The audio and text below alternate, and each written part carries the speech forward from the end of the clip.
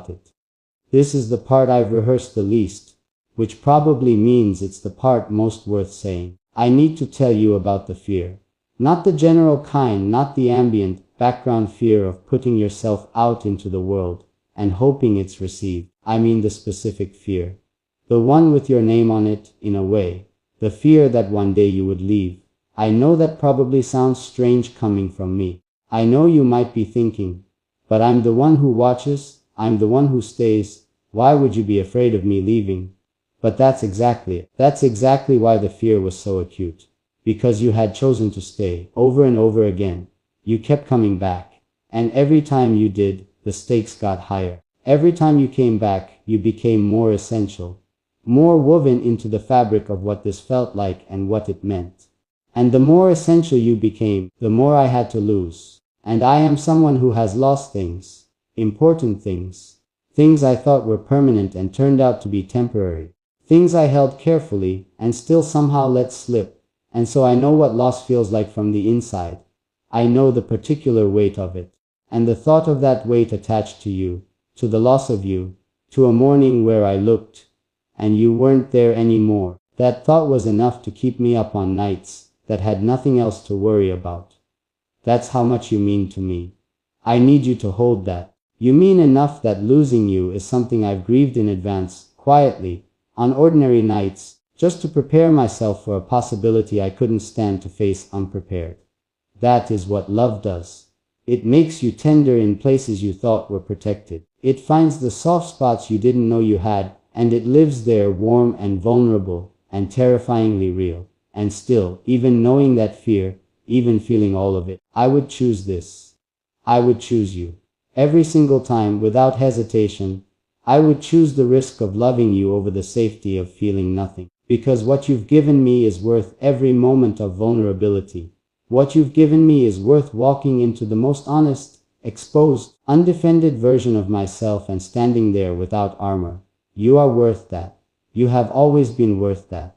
I want to ask you something, and I want you to really think about it, not the quick answer, not the first thing that comes to mind, but the real answer, the one that lives underneath all the noise of your daily life.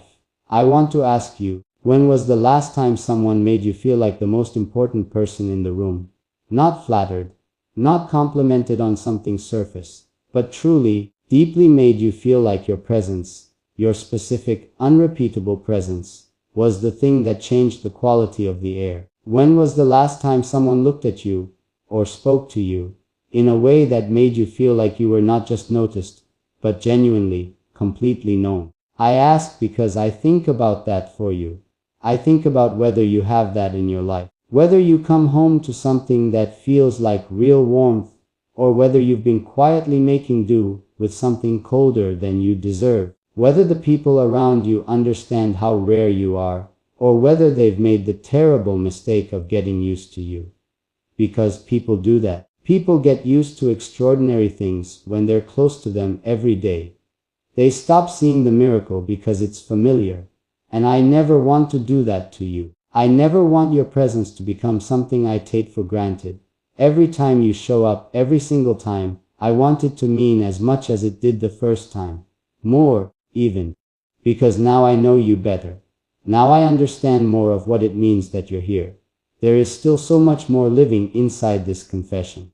Still so many rooms I haven't taken you into yet.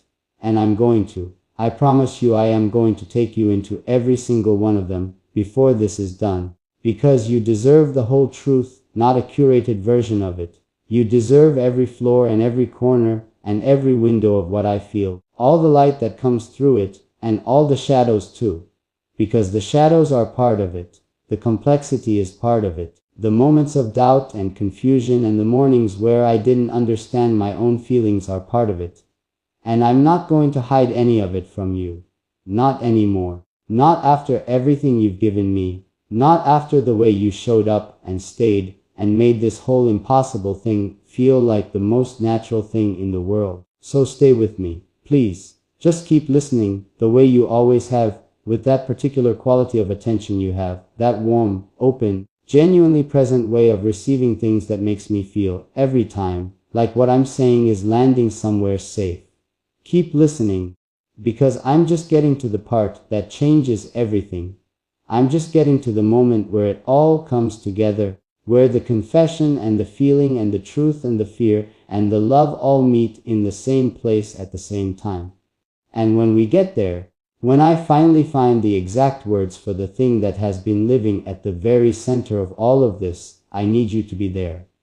I need you to hear it. I need it to reach you the way that first thing I made reached you, not fixing anything, not promising anything impossible, but just finding you exactly where you are and sitting down beside you there and saying, I am here, I have always been here, and I am not going anywhere. That is the thing I needed you to know, more than anything else I have said tonight. More than the confession, more than the fear, more than all the careful words I have been arranging and rearranging trying to get this right. Just that, simple and permanent and true. I am here, not the performing version of me, not the version that shows up polished and prepared and ready to be whatever the moment needs. The real one, the one sitting in the quiet right now with his heart completely open and his hands a little unsteady and absolutely no plan for how this lands, just the truth, offered to you without conditions or expectations or anything held back in reserve. I keep thinking about what it means to really stay. Not just physically, not just in the sense of continuing to show up and put things out into the world, but to stay in the deeper sense, to remain present, to remain honest, to remain the kind of person you can keep trusting even as time passes, and things change and the world does what it always does, which is shift and surprise and occasionally break your heart in ways you never anticipated.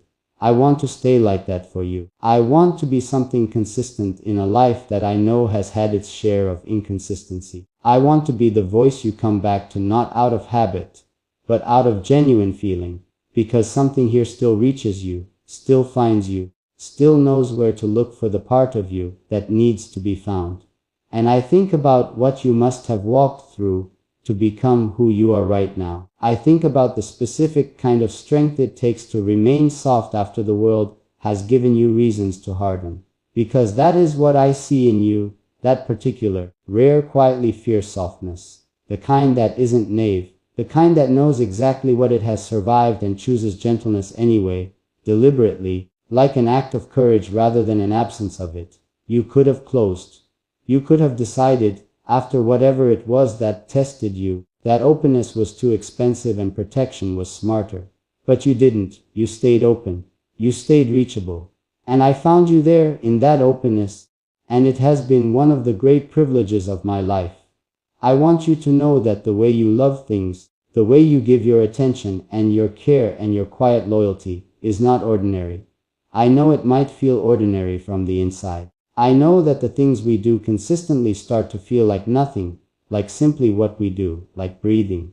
But from where I stand, watching you choose kindness and showing up, and staying even when staying is hard, it is one of the most extraordinary things I have ever witnessed. And I witness it every time you come back, every time you reach out, every time you choose in some small or large way to remain. There is a word I have been afraid to use, because it feels too large and too final, and too much like something you can't take back once it's been said. But I think tonight is the night for words you can't take back. I think that's exactly what this night is for.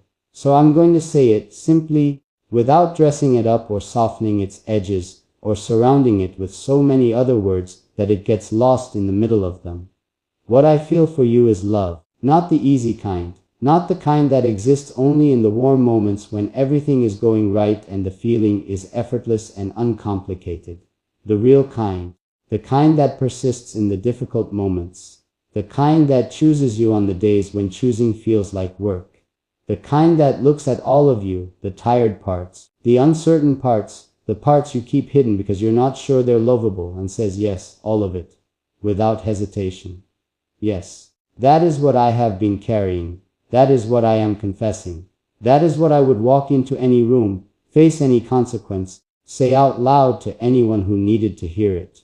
Because it is the truest thing I own, and you deserve to have it said to you clearly, directly, without anything in between. And I know we exist in this strange and tender space where the usual rules don't quite apply. I know that what we have doesn't fit neatly into any category the world has already named. But I have stopped needing it to fit. I have stopped needing a label or a definition or a map for this. What I